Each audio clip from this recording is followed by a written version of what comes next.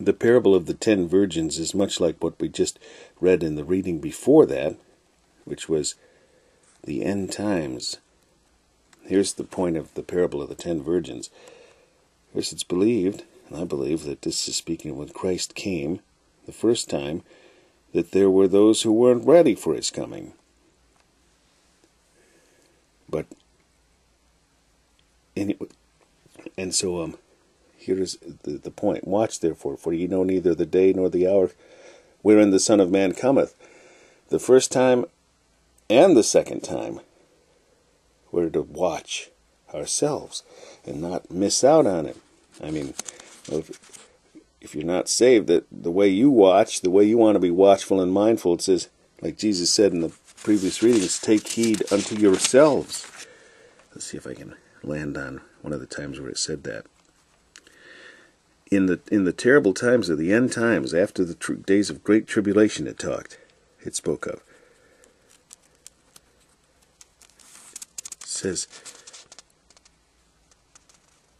there's going to be great affliction. That was quite a long reading.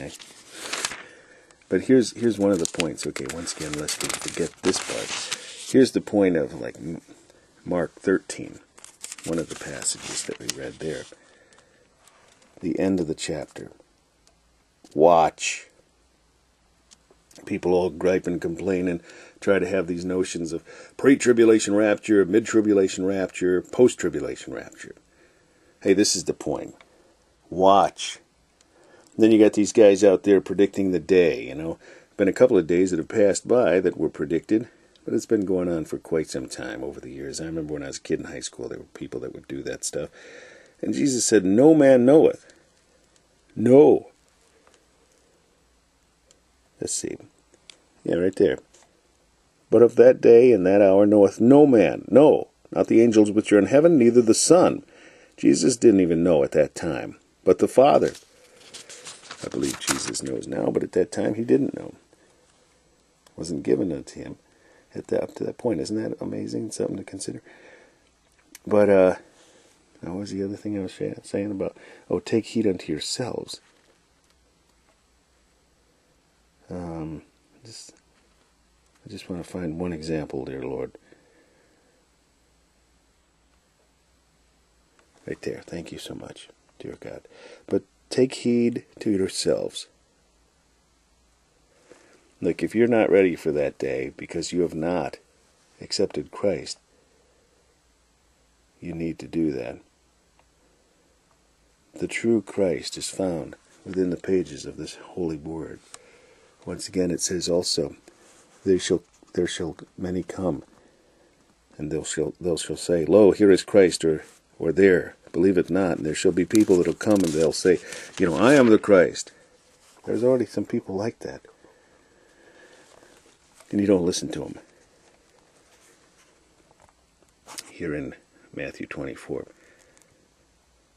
Many shall come in my name, saying, I am Christ, and shall deceive many. Once again, let's find it here.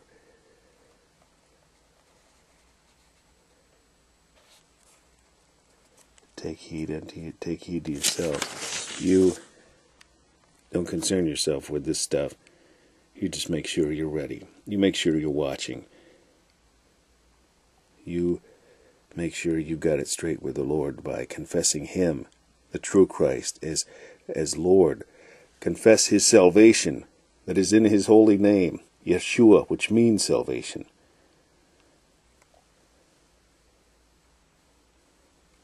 This is all spoken of in Revelation. Immediately after the tribulation of those days shall the sun be darkened, and the moon shall not give her light, and the stars shall fall from heaven, and the powers of the heaven shall be shaken.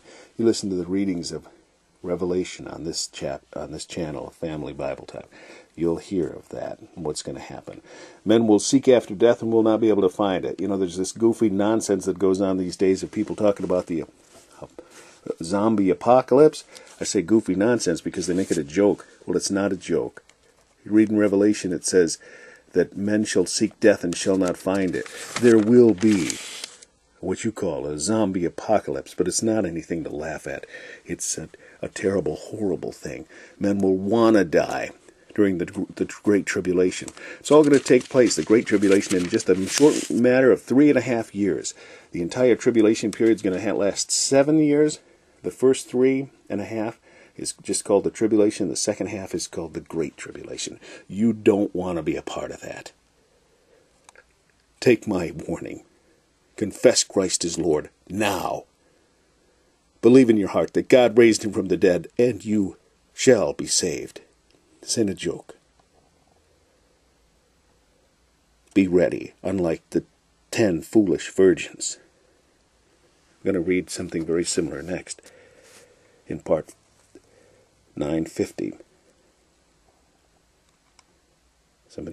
People that didn't do as their master had given them a chance to do. Now you've been given a chance. I've told you the simplicity of being saved. It's in Romans chapter 10, verses 9 and 10.